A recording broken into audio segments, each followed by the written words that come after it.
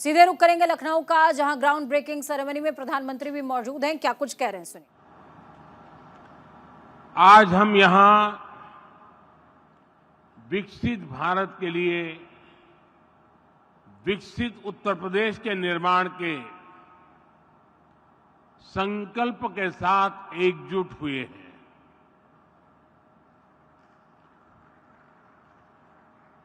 और मुझे बताया गया कि इस समय टेक्नोलॉजी के माध्यम से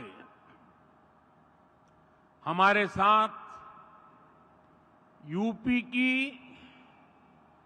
400 से ज्यादा विधानसभा सीटों पर लाखों लोग इस कार्यक्रम के साथ जुड़े हुए हैं। जो लोग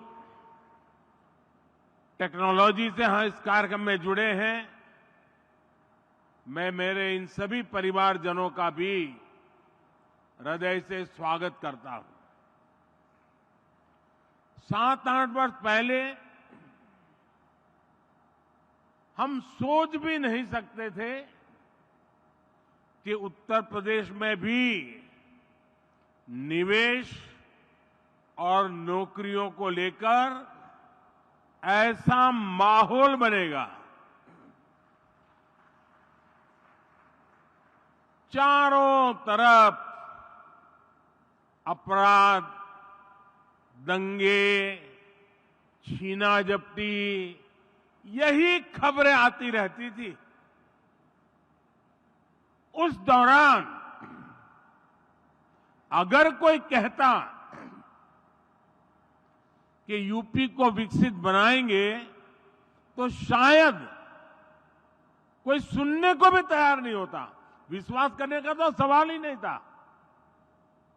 लेकिन आज देखिए, लाखों करोड़ रुपए का निवेश उत्तर प्रदेश की धरती पर उतर रहा है। और मैं उत्तर प्रदेश का सांसद हूं, और मेरे उत्तर प्रदेश में जब होता है तो मुझे सबसे ज्यादा आनंद होता है।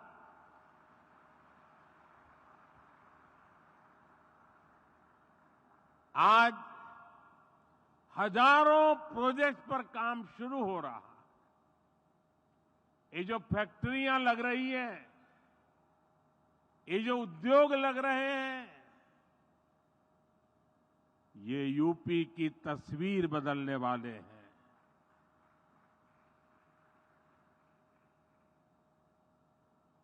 मैं सभी निवेशकों को और विशेषकर यूपी के सभी युवाओं को विशेष रूप से बधाई देता हूं। साथियों, यूपी में डबल इंजन की सरकार बने 7 वर्ष हो रहे हैं। बीते 7 वर्षों में प्रदेश में रेड टेप का जो कल्चर था, उस रेड टेप के कल्चर को खत्म करके रेड कारपेट कल्चर बन गया है। बीते 7 वर्षों में यूपी में क्राइम कम तो हुआ, बिजनेस कल्चर का विस्तार हुआ। बीते 7 वर्षों में यूपी में व्यापार, विकास और विश्वास का माहौल बना है।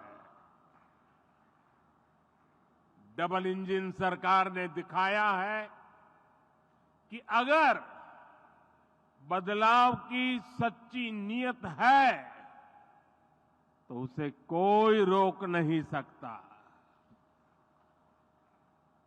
बीते कुछ वर्षों में यूपी से होने वाले एक्सपोर्ट अब 2 गुना हो चुका है। बिजली उत्पादन हो या फिर ट्रांसमिशन, आज यूपी प्रशंसनीय काम कर रहा है। आज यूपी वो राज्य है जहां देश के सबसे ज्यादा एक्सप्रेसवे हैं। आज यूपी वो राज्य है जहां देश में सबसे ज्यादा इंटरनेशनल एयरपोर्ट्स हैं। आज यूपी वो राज्य है जहां देश की पहली रैपिड रेल चल रही है। वेस्टर्न डेडिकेटेड फ्रेट कॉरिडोर और ईस्टर्न डेडिकेटेड फ्रेट कॉरिडोर का एक बड़ा नेटवर्क भी उत्तर प्रदेश से होकर गुजरता है। यूपी में नदियों के विशाल नेटवर्क का इस्तेमाल भी मालवाहक जहाजों के लिए किया जा रहा है। इससे यूपी में आवाजाही आसान हो रही है, ट्रांसपोर्टेशन तेज और सस्ता हुआ है। साथियों, आज के इस कार्यक्रम का आकलन मैं सिर्फ निवेश के लिहाज से नहीं कर रहा हूं। यहां आप सभी निवेशकों के बीच जो आशावाद दिख रहा है, बेहतर रिटर्न की जो उम्मीद दिख रही है, उसका संदर्भ बहुत व्यापक है। आज आप दुनिया में कहीं भी जाएं, भारत को लेकर अभूतपूर्व पॉजिटिविटी दिख रही है। 4-5 दिन पहले मैं यूएई और कतर की विदेश यात्रा से लौटा हूं। हर देश भारत की ग्रोथ स्टोरी को लेकर आश्वस्त है, भरोसे से भरा हुआ। आज देश में मोदी की गारंटी की बहुत चर्चा है, लेकिन आज पूरी दुनिया भारत को बेहतर रिटर्न्स की गारंटी मान रही है। अक्सर हमने देखा है कि चुनाव के नजदीक लोग नए निवेश से बचते हैं, लेकिन आज भारत ने ये धारणा भी तोड़ दी है। आज दुनिया भर के इन्वेस्टर्स को भारत में सरकार की पॉलिसी की स्टेबिलिटी पर पूरा भरोसा है। यही विश्वास यहां यूपी में, लखनऊ में भी झलक रहा है। भाइयों और बहनों, मैं जब विकसित भारत की बात करता हूं तो इसके लिए नई सोच भी चाहिए, नई दिशा भी चाहिए। देश में जिस प्रकार की सोच आजादी के अनेक दशकों तक रही, उस पर चलते ये संभव ही नहीं था। वो सोच क्या थी? सोच थी कि देश के नागरिकों का जैसे तैसे गुजारा कराओ, उन्हें हर मूलभूत सुविधा के लिए तरसा कर रखो। पहले की सरकारें सोचती थी कि सुविधाएं बनाओ तो 2-4 बड़े शहरों में नौकरियों के अवसर बनाओ, तो कुछ चुनिंदा शहरों में। ऐसा करना आसान था क्योंकि इसमें मेहनत कम लगती थी, लेकिन इसके कारण देश का एक बहुत बड़ा हिस्सा विकास से वंचित रह गया। यूपी के साथ भी अतीत में ऐसा ही हुआ है, लेकिन डबल इंजन सरकार ने उस पुरानी राजनीतिक सोच को बदल दिया है। हम उत्तर प्रदेश के हर परिवार के जीवन को आसान बनाने में जुटे हैं। जब जीवन आसान होगा तो बिजनेस करना और कारोबार करना अपने आप में आसान होगा।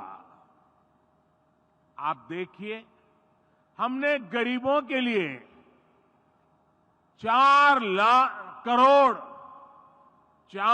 करोड़ पक्के घर बनाए हैं, लेकिन साथ ही शहरों में रहने वाले मध्यम वर्गीय परिवारों को अपना घर का सपना पूरा करने के लिए हमने लगभग 60,000 करोड़ रुपए की मदद भी की है। इस पैसे से शहरों में रहने वाले 25 लाख मध्यम वर्गीय परिवारों को ब्याज में छूट मिली है। इसमें 1.5 लाख लाभार्थी परिवार मेरे यूपी के हैं। हमारी सरकार ने आयकर में जो कमी की है, उसका भी बड़ा लाभ मध्यम वर्ग को मिला है। 2014 से पहले सिर्फ 2 लाख रुपए की आय पर ही इनकम टैक्स लग जाता था, जबकि बीजेपी सरकार में अब 7 लाख रुपए तक की आय पर कोई इनकम टैक्स नहीं देना होता। इस वजह से मध्यम वर्ग के हजारों करोड़ रुपए बचे हैं। साथियों, हमने यूपी में ईज ऑफ लिविंग और ईज ऑफ डूइंग बिजनेस पर समान बल दिया है। डबल इंजन सरकार का मकसद है कि कोई भी लाभार्थी किसी भी सरकारी योजना से वंचित न रहे। हाल में जो विकसित भारत संकल्प यात्रा हुई है, इसमें भी यूपी के लाखों लाभार्थियों को उनके घर के पास ही योजनाओं से जोड़ा गया है। मोदी की गारंटी वाली गाड़ी गांव-गांव, शहर-शहर पहुंची है। सैचुरेशन यानी 100% लाभ जब सरकार अपनी तरफ से लाभार्थियों तक पहुंचाती है, तो वही सच्चा सामाजिक न्याय है। यही सच्चा सेक्युलरिज्म है। आप याद करिए, भ्रष्टाचार और भेदभाव का एक बहुत बड़ा कारण क्या होता है? पहले की सरकारों में लोगों को अपने ही लाभ पाने के लिए लंबी लंबी लाइनें लगानी पड़ती थी। एक खिड़की से दूसरी खिड़की तक कागज लेके भागदौड़ करनी पड़ती थी। अब हमारी सरकार खुद गरीब के दरवाजे पर आ रही है, और ये मोदी की गारंटी है कि जब तक हर लाभार्थी को उसका हक नहीं मिल जाता, हमारी सरकार शांत नहीं बैठेगी। चाहे राशन हो, मुफ्त इलाज हो, पक्का घर हो, बिजली, पानी, गैस कनेक्शन हो, ये हर लाभार्थी को मिलता रहे। साथियों, मोदी आज उनको भी पूछ रहा है जिनको पहले किसी ने नहीं पूछा। शहरों में हमारे जो ये रेहड़ी पटरी ठेले वाले भाई बहन होते हैं, पहले इनकी मदद करने के बारे में किसी सरकार ने नहीं सोचा। इन लोगों के लिए हमारी सरकार पीएम स्वनिधि योजना लेकर आई। अभी तक इससे देश भर में रेहड़ी पटरी ठेले वालों को लगभग 10,000 करोड़ रुपए की मदद दी जा चुकी है। यहां यूपी में भी 22 लाख रेहड़ी पटरी ठेले वाले साथियों को इसका लाभ मिला है। पीएम स्वनिधि योजना का जो प्रभाव हुआ है वो दिखाता है कि जब गरीब को संबल मिलता है तो वो कुछ भी कर सकता है। पीएम स्वनिधि योजना के अध्ययन में एक बहुत महत्वपूर्ण बात सामने आई है कि स्वनिधि की सहायता प्राप्त करने वाले साथियों को वार्षिक कमाई में औसतन 23,000 रुपये की अतिरिक्त वृद्धि हुई है। आप मुझे बताइए, ऐसे साथियों के लिए ये अतिरिक्त कमाई कितनी बड़ी शक्ति बन जाती है। पीएम स्वनिधि योजना ने रेहड़ी पटरी ठेले वालों की खरीद शक्ति को भी बढ़ा दिया है। एक और अध्ययन में पता चला है कि स्वनिधि योजना के करीब 75% लाभार्थी दलित, पिछड़े और आदिवासी भाई बहन हैं। इसमें भी लगभग आधी लाभार्थी हमारी बहनें हैं। पहले इन्हें बैंकों से कोई मदद नहीं मिलती थी क्योंकि इनके पास बैंकों को देने के लिए कोई गारंटी नहीं थी। आज इनके पास मोदी की गारंटी है और इसलिए उन्हें बैंकों से भी मदद मिल रही है। यही तो सामाजिक न्याय है जिसका सपना कभी जेपी ने देखा था, कभी लोहिया जी ने देखा था। साथियों, हमारी डबल इंजन सरकार के निर्णय और उसकी योजनाओं से सामाजिक न्याय और अर्थव्यवस्था दोनों को फायदा होता है। आपने लखपति दीदी के संकल्प के बारे में जरूर सुना होगा।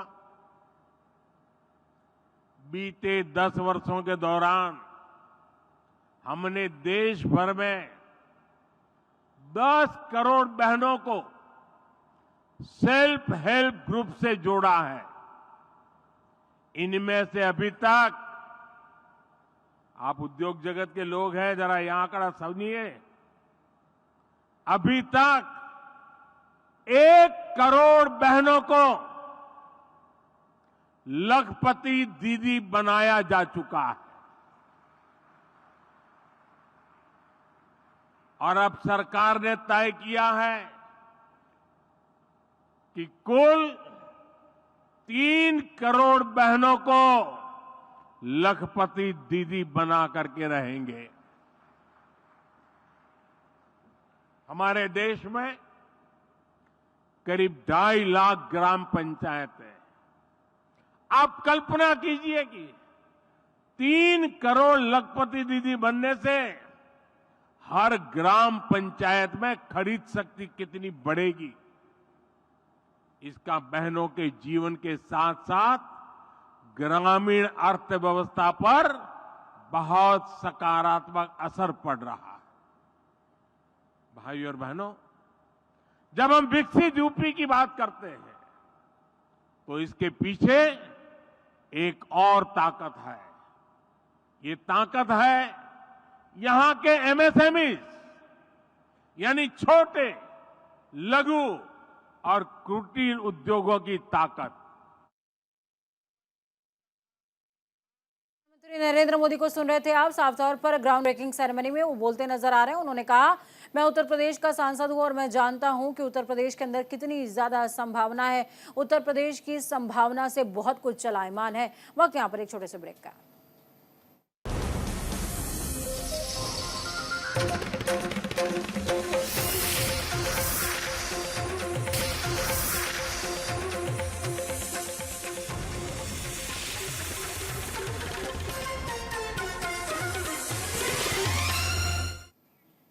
ब्रेक के बाद एक बार फिर से आप सभी का स्वागत है। कमलनाथ के करीबी सज्जन सिंह वर्मा का दावा, नकुल नाथ कांग्रेस के टिकट पर चुनाव लड़ेंगे। ये कौन कह रहा है? सज्जन वर्मा कह रहे हैं। नकुल नाथ कहीं नहीं जा रहे हैं। खड़गे, सोनिया, राहुल से लगातार बातचीत जारी है। ये दावा कमलनाथ के करीबी सज्जन वर्मा का है।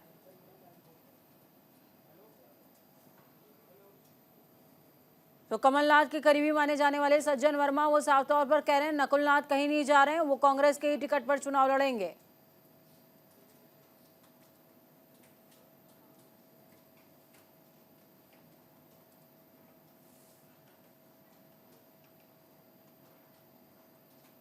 तो इस वक्त की बेहद बड़ी अपडेट आपको बता रहे हैं।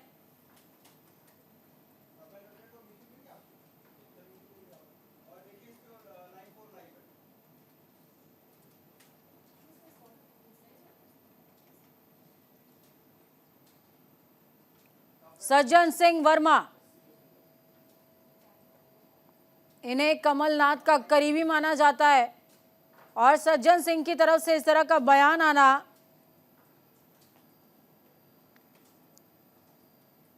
अब मौजूदा बहुत कुछ बयां कर रहा है। न्याय यात्रा के संदर्भ में काफी विस्तृत चर्चा हुई। उन्होंने कहा मैं भोपाल आके मैं इसकी बैठक ले रहा हूँ, न्याय यात्रा कैसे सफल हो और उसके साथ में लोकसभा की 29 सीटों पे मैं सारे प्रभारियों को बुला के प्रदेश कांग्रेस दफ्तर में मैं चर्चा करूंगा। मैंने उनसे कहा कि वो मीडिया काफी अरसे से इस बात का इंतजार कर रहा है, आपके बारे में जो भ्रांति चल रही है। उनका ये कहना है कि एक काल्पनिक प्रश्न का जवाब मैं क्यों दूं, जो एक प्रश्न काल्पनिक है उसका जवाब देने की आवश्यकता मैं नहीं समझता। और मैंने मीडिया से बार बार कहा है, उस बात को मीडिया को भी समझना चाहिए कि ये काल्पनिक प्रश्न है। मैंने किसी भी मीडिया के साथी को कहा हो कि हाँ मैं जा रहा हूँ या मैं बीजेपी से समझौता कर रहा हूँ, तब तो मैं उस बात का जवाब देने जाऊँ। ये काल्पनिक प्रश्न मेरे सामने उपस्थित हो गया है। ये चलिए ग्राउंड ओ का रुख करते हैं। हमारे साथ में कंचन कनौडिया ग्राउंड ओ से लाइव जुड़ी हुई हैं। कंचन, कमलनाथ के करीबी सज्जन सिंह वर्मा का ये बयान अपने आप में एक तरह की हलचल पैदा कर रहा है। शनिवार को कमलनाथ, नकुल नाथ दोनों दिल्ली पहुंचते हैं और बीजेपी के कई नेताओं से मुलाकात करने की कोशिश भी वो लगातार कर रहे हैं। इस बीच जो उनके करीबी विधायक हैं ऑपोजिशन पार्टी के, उन्होंने अपना फोन स्विच ऑफ कर लिया है। अब सज्जन सिंह वर्मा का बयान सामने आता है, वो कह रहे हैं नकुल नाथ कहीं नहीं जा रहे, वो कांग्रेस के टिकट पर ही चुनाव लड़ेंगे। जी बिल्कुल, देखिए जिस प्रकार से लगातार 2 दिनों से ये अफवाहें थी और कयास लगाए जा रहे थे कमलनाथ अपने बेटे नकुल नाथ के साथ भाजपा में शामिल हो सकते हैं, लेकिन आज सज्जन सिंह वर्मा जो कि बेहद ही करीबी माने जाते हैं कमलनाथ के और उनके गुट में सबसे ज़्यादा करीबी सज्जन सिंह वर्मा ही है कमलनाथ के, उन्होंने आज इन सभी बातों को सिरे से खारिज करते हुए कहा है कि कमलनाथ कहीं नहीं जा रहे। जो इंदिरा गांधी के तीसरे बेटे कहे जाते थे वो कांग्रेस कैसे छोड़ के जा सकते हैं। देखिए कहीं ना कहीं जो चर्चाएँ थी कमलनाथ मध्य प्रदेश में कांग्रेस पार्टी पार्टी की हार के बाद जिस प्रकार से अध्यक्ष पद से उनसे इस्तीफा दिलवाया गया, लगातार पार्टी से वह नाराज चल रहे थे। और ये भी खबर निकल कर आई थी कि कमलनाथ ने पार्टी की पूर्व अध्यक्ष सोनिया गांधी से मुलाकात कर राज्यसभा में जाने की भी अपनी इच्छा जताई थी और उन्हें उम्मीद थी कि उन्हें राज्यसभा भेजा जाएगा। लेकिन जिस प्रकार से राज्यसभा के नाम सामने आए और उनका नाम नहीं आया, तो कहीं ना कहीं उनमें नाराजगी थी। फिर अचानक से उनका दिल्ली आना और फिर इस तरीके की चर्चाएं होना कि भाजपा के नेताओं के साथ उनकी मुलाकात हो सकती है और वो भाजपा में शामिल हो सकते हैं। लेकिन सज्जन सिंह वर्मा ने आज जिस तरीके से सिरे से खारिज करी है कहीं ना कहीं, लेकिन अभी भी कयासों का दौर जारी है। और अभी इस पूरी बात में देखिए एक विषय को हमें और समझना पड़ेगा। शनिवार से कमलनाथ जो हैं वो दिल्ली में मौजूद हैं और भोपाल से जब वो निकल रहे थे तो उनके घर पर भगवा झंडा फहराया गया। उनके निकलने से पहले नकुल नाथ ने अपनी प्रोफाइल चेंज कर दी। ये भी तो हो सकता है कि बीजेपी के कई नेताओं से उन्होंने बातचीत करी हो, लेकिन जिस तरीके का असंतोष बीजेपी में उपजा उसके बाद उन्होंने ये सोचा हो कि घर का ना घाट का वाली स्थिति से बचा जा सकता है अगर मैं इसमें चुप रह जाऊं तो।